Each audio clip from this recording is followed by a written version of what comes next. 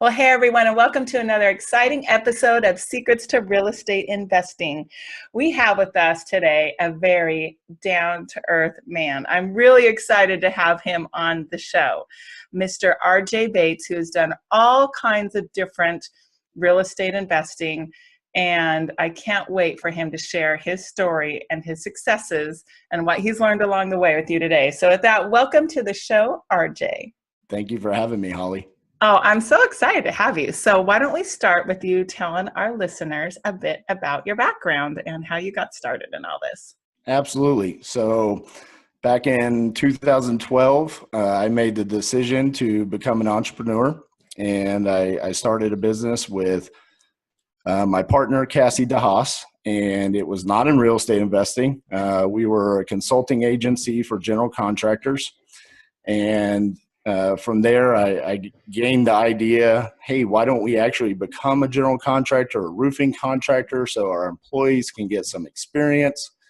And from there, we got hired by real estate investors to do the remodels and their finish out on rental properties. And I quickly learned that I was not in the right career path for myself, and I fell in love with real estate investing.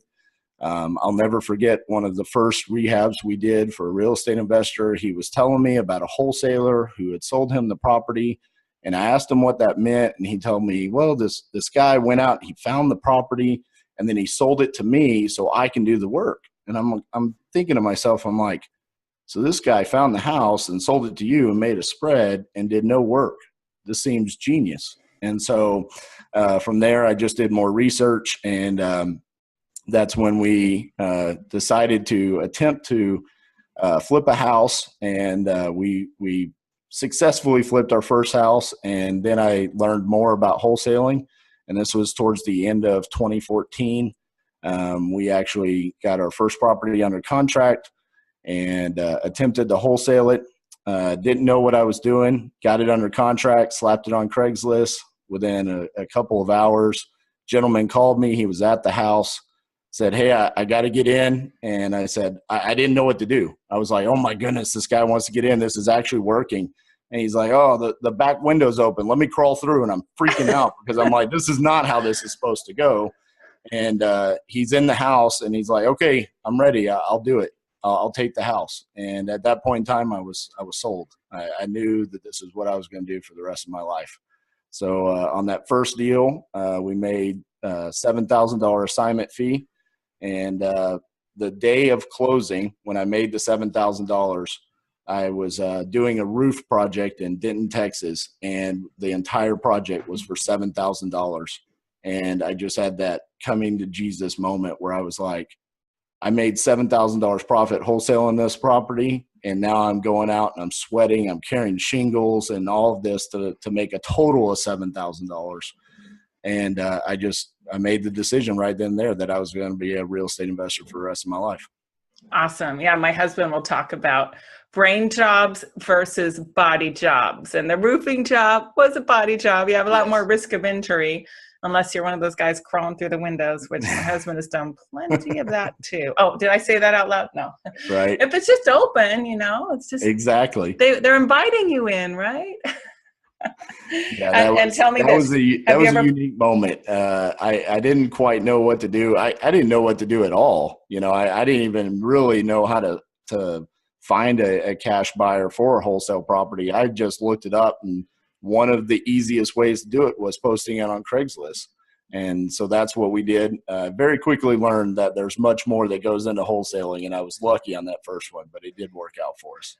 Well, you make a great point there, which maybe you didn't make intentionally. But in this business, as in all businesses, you don't know what you don't know. It's like you take this first step and you're like, okay, what do I do now? And then you take another step. So like I love when you have other people you can ask for help, like mentors or friends or peers or whatever. Because even now, I've been doing this thing 10 years and I still come across like, holy moly, what do I do now? I've never had this before. So you're always learning if you're still doing business. So that was your first deal. Very, very good. That's exciting. What about, can you tell us about your best deal? Yeah. So there's a couple different choices that I have there. I think we'll talk about the one that's most recent. It was actually a 69 property portfolio that we just purchased in St. Louis. That was it was such a unique experience.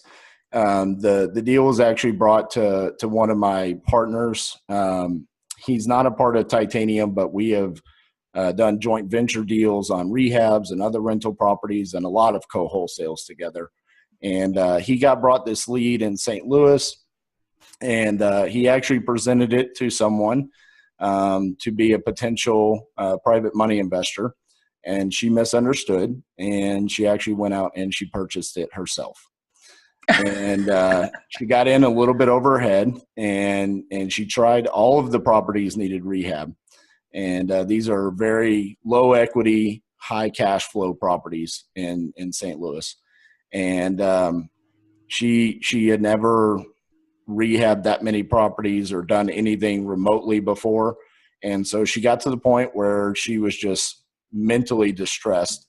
And she came back to my partner and I and said, I'd love to sell these properties. And so we actually got an opportunity. We put together a package deal with a couple of other financial partners, and we were able to take those down. We're currently rehabbing them now. And the reason why I consider that such a good deal for us is because of the amount of passive income that's going to create for us probably for the rest of our lives. We don't have any intentions of ever selling those unless, we do some kind of 1031 exchange into something bigger and better.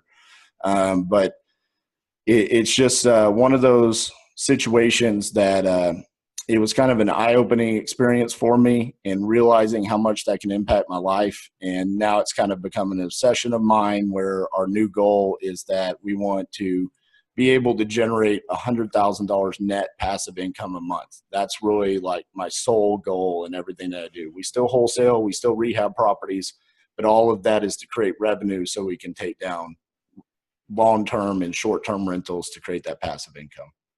Very cool. And what do you spend $100,000 a month on? I'll worry about that when I get there. I like to set high goals because it motivates me. That's one of the ways that I get motivated. I could easily make that number something much smaller and more easily attainable, like $10,000 or $20,000 a month, and I could live a great life doing that. But I have high expectations for myself. I'm young. I think that this is what I was put here to do. I know that sounds kind of silly to some people because it's not like some life-changing. I'm not a doctor or somebody that's going to change a bunch of people's lives, but I do think that I can create generational wealth for the rest of my family. And it's just a passion of mine. Awesome. I love it. So can you give us a little more details on that? Like you say, 69 units. Was it 69 single family homes? Yeah. Are they vacant? Are they occupied? Is it a mix? How much does each one bring in? Just give us a little bit of info at least. Yeah. So it was 68 single family homes and then one vacant lot. All of the properties were vacant. They were all distressed. They all needed rehab. So we're going to be able to rehab those. It should turn into about $25,000 a month net passive income. Sweet. So and that's seller financing? Oh, no, we're going to long-term rentals. So and most of them are Section 8 rentals. And that actually kind of helps us in that market because it's going to be the guaranteed income. We know what the rent rate's going to be. And we've seen that they're very easy to rent out. I think the first one that we put out there for rent, I think we ended up receiving 76 applications within the first weekend.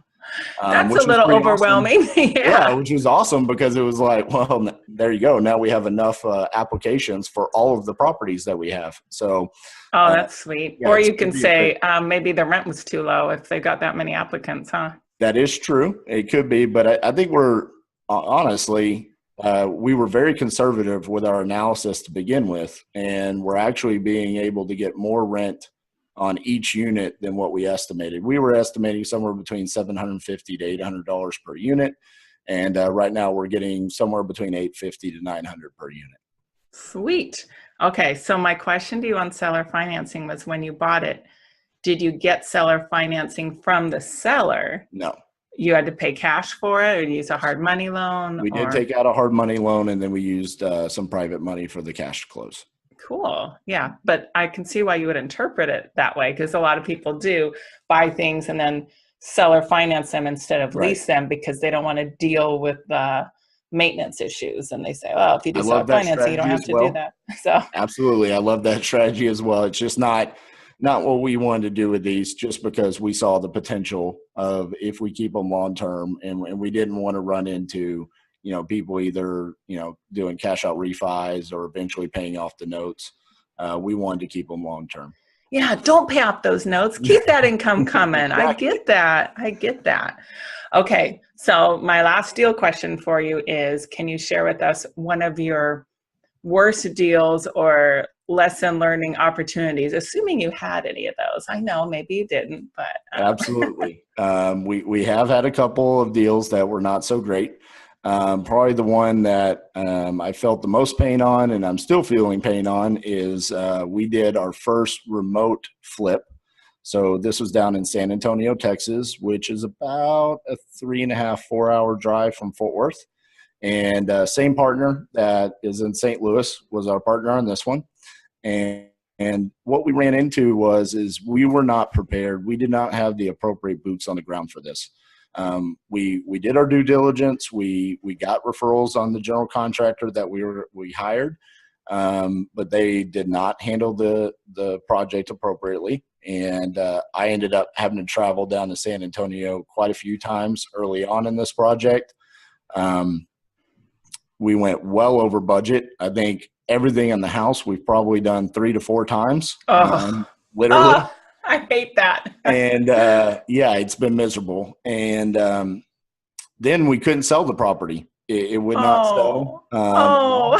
So, but there is a moral to this story. And the reason why I share this, because most of the time I would just keep this one as a secret to myself. But we did find a way to kind of stop the bleeding. Is we turned it into a short-term vacation rental. We put it on Airbnb. And so the only thing that we really had to invest in was furnishing the house, getting furniture and all of the kitchen supplies and bathroom supplies. And we've been able to put it on Airbnb, stop the bleeding, even make a little bit of cash flow on it. And now the neighborhood that it's in is actually, there's a ton of money being dropped into that area from the city of San Antonio. And so hopefully we'll receive some appreciation there and eventually be able to get majority of our money back out of the deal. So nice. Even when deals go completely south and it's been a huge financial loss for us, there's still a way that you can salvage deals. Sometimes, not all the time. Sometimes. I just sold one with a big fat loss this week after holding it for way too long. So, I mean, but my advice to people is, don't ever do anything. Don't invest in something you can't afford to lose. Because I remember a guy sitting across my desk from me once. His first or early on deal, was here in Southern California, where he paid like $800 or $900 for the house and improved it, and couldn't even pay back his private money lender and hard money lender. So don't go in too far and too deep, especially on your first one. Absolutely. Don't do anything you can't afford to lose. So tell us, you kind of alluded, you've been flipping Airbnb. What's your business look like now? Flipping, rentals. Sounds like you're still doing everything, huh? Yeah. So obviously our main goal is to acquire as many rental properties for the passive income that we can. But our main source of revenue right now is wholesaling and fix and flips. We are in multiple markets. We're in all of the major Texas markets, so DFW, Austin, San Antonio, and Houston. But we also own rental properties in Tulsa, Oklahoma, and then, of course, in St. Louis. And then probably one of the topics that everybody likes to talk to me about is we also invest in Hawaii, as well as Phoenix, Arizona. I don't want to forget, my partner in Phoenix would give me a hard time if I didn't mention that. But in Hawaii, I'm lucky enough to be able to invest in that location because my childhood best friend since 5th grade, who is a contractor, lives on Oahu. And so it was kind of a match made in heaven where we got to partner up together, start a business, and I'm the real estate brains and he's the construction brains there. And so we do own a couple rental properties in Hawaii. We have several rehab projects going on there as well.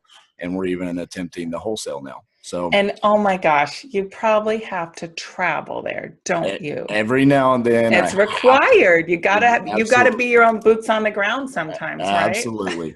I mean, Elijah doesn't understand anything about real estate investing. So absolutely. Sometimes I have to go out there. Yeah. I mean, it's just a business expense. It's just necessary. Right. I get that. I was trying to figure out how to do that too, because my daughter went to college on Oahu for almost 2 years over there. So I made a few trips over there, but didn't do any serious investing. Couldn't write them off, darn it. It is very difficult to get started out there. That's one of the things that I noticed. I mean, it's very much there's a home base feeling. Like if you're not a local to Hawaii, they don't really want to do business with you. And we figured that out the hard way. So luckily, Elijah and his team members that he has with his construction business has stepped up and kind of helped us get started. It's Nice. Definitely not something that you can do remote.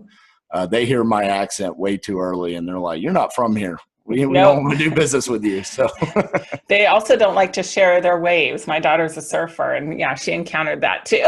There you go. Don't want to share their waves. Don't want to share their business. So beware, guys. Don't just think. Right. You can call up with your Texan accent and do business. It won't be exactly. Cool. Okay.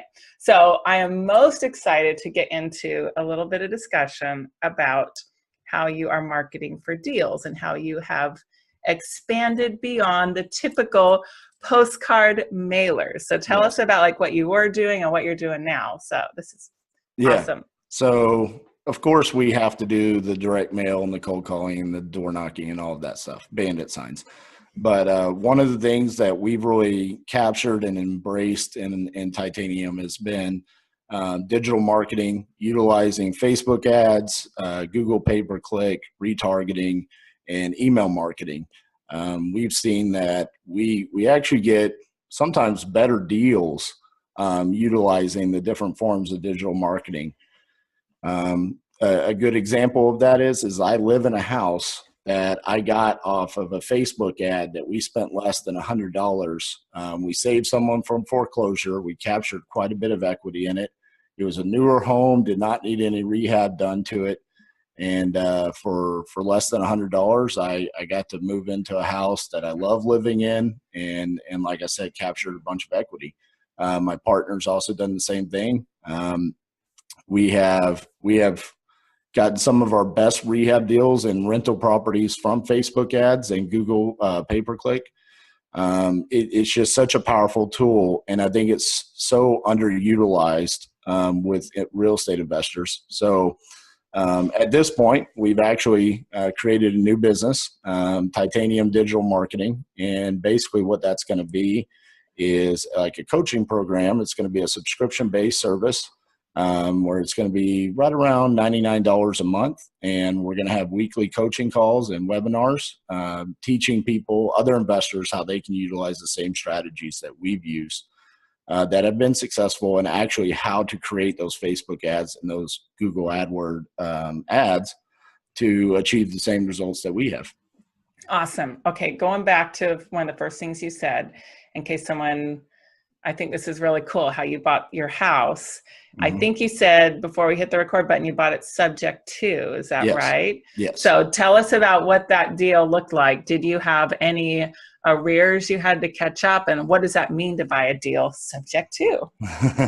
So I'm by no means a subject to expert. So, and I will say this disclaimer, every state is different and has different laws for this. So if you're listening in a different state than Texas, definitely check with your attorney before you do this. But here in the state of Texas, what we did on this was there were arrears on this. I think on my house, there was right around $12,000. So they were $12,000 delinquent on their payments.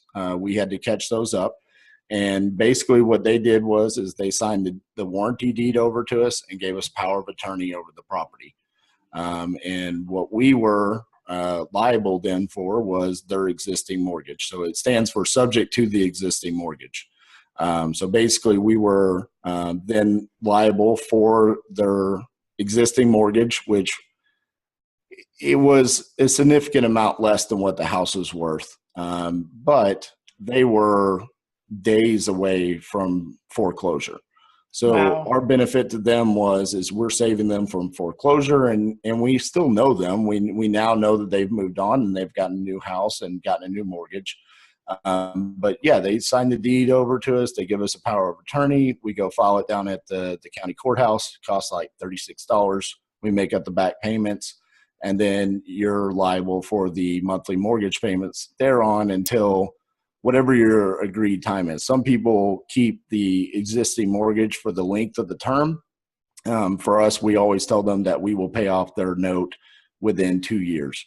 So on Oh, this okay. one, we actually refinanced out within 6 months of me moving into the house. So at this point in time, their mortgage is completely paid off, and I have my own mortgage on the property now. Well, and a few significant factors in that for listeners that are considering doing this themselves. The subject to deal really only works if the person in the house doesn't need that borrowing capacity. Yep. So I was going to make up some basic numbers. So say the house was, the mortgage was 500 grand and they needed that to go get a new mortgage somewhere else. They can't. They're still on the hook for that, until RJ or whoever refis and gets them off. And it really, a lot of times, if they're behind, their credit is trashed and they can't get a new mortgage anyway for a significant length of time.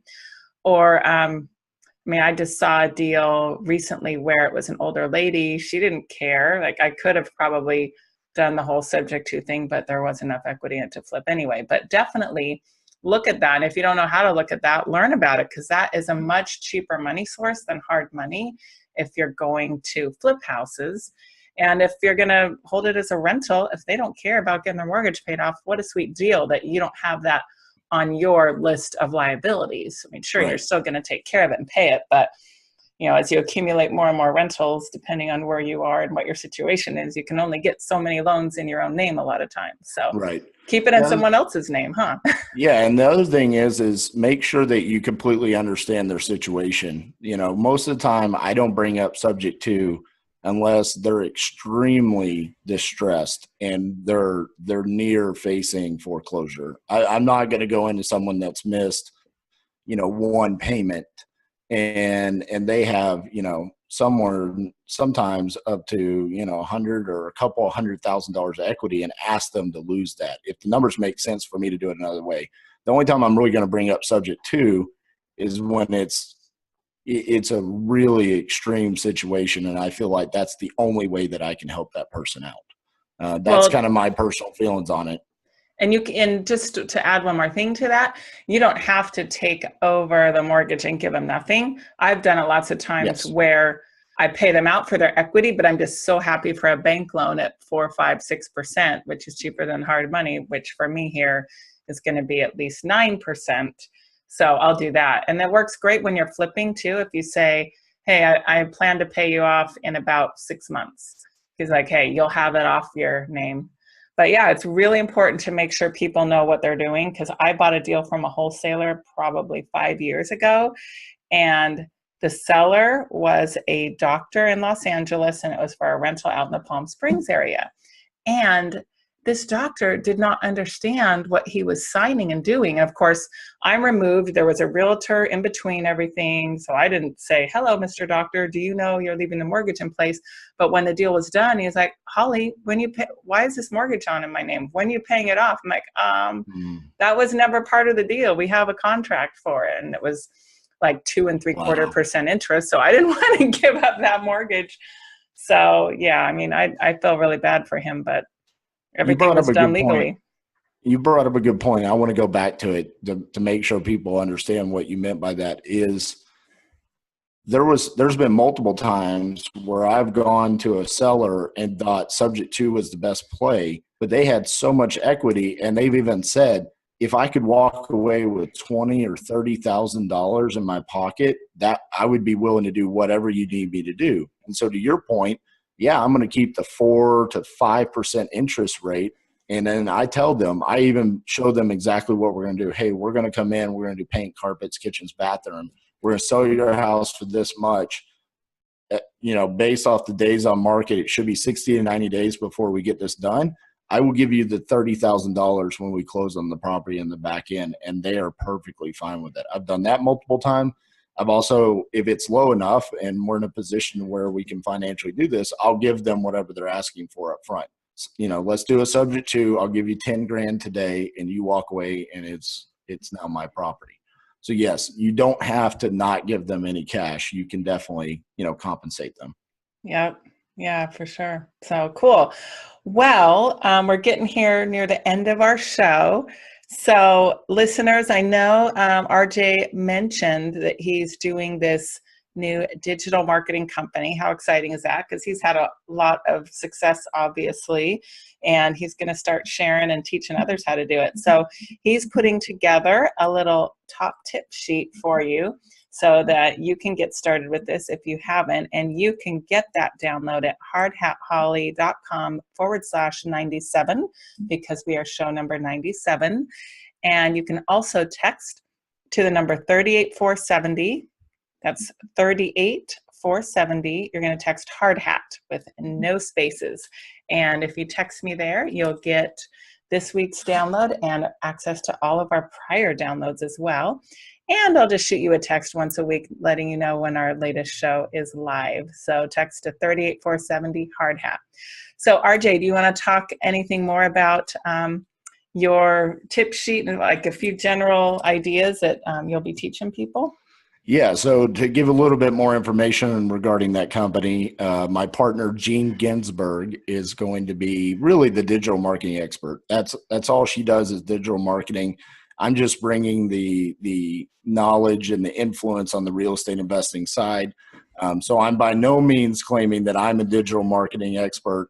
Even though we have had success with it, it's just going to be bringing the real estate investing knowledge. Jean's going to be the one that's really going to be the face of the company. And we will be providing, some tips regarding what we've utilized as far as Facebook ads, Google pay-per-click, and retargeting, things that we've found success with. And we would love to have people jump on and help us get started with Titanium Digital Marketing. Awesome. So we'll have the information on the download about that. But if they want to get more information about that just directly from you, how do people reach you? So I can be reached so many different ways. You can find me at, probably the best way to find me is on Facebook, just RJ Bates III. I also have my own podcast, The Titanium Vault, which, by the way, since we're live and we're recording, Holly, I have to have you on there sometime. I would love that. Yes. So, you can reach me there. And then also Titanium Investments on Facebook, or you can go to titaniumprops.com. And then just to continue with the tradition, I have to tell this story. The first podcast I ever did was with Joe Fairless, and I was so nervous. I had no idea what to expect. And 30 minutes in the interview, I was still completely nervous. And he's like, okay, RJ, how can people contact you? And it just caught me so off guard. I was like, you can call me at 817-915-6860. And after I got done, I was like, I cannot believe the way I told people to contact me was they could call me, and I gave my cell phone number. But I bought 2 properties from giving my cell phone number on his podcast. So now every time I do a podcast, I give out my cell phone number. So that's another way to reach me. Okay, say the phone number one more time so everyone knows it's legit. What's the cell phone number? It's 817-915-6860. I wrote it down myself. Awesome. There you go. You've been awesome. As we get ready to sign off, what is your advice that you would give to people that are new or starting out or struggling? What's your best advice for them? Don't treat real estate investing like a hobby. Treat it like a business. You have to really inundate yourself into this industry if you want to have the success of people that go on these podcasts and come out and, create this brand for themselves. It did not happen overnight. Like you said, you've been doing this for 10 plus years. I've worked, anywhere between 60 to 90 hours a week since I got started into this. and I don't ever feel like I'm working because I found my passion. But that's the main thing that I see people do is they come in, they treat this like a hobby, and they end up failing because of that. What excellent advice. Definitely, definitely true.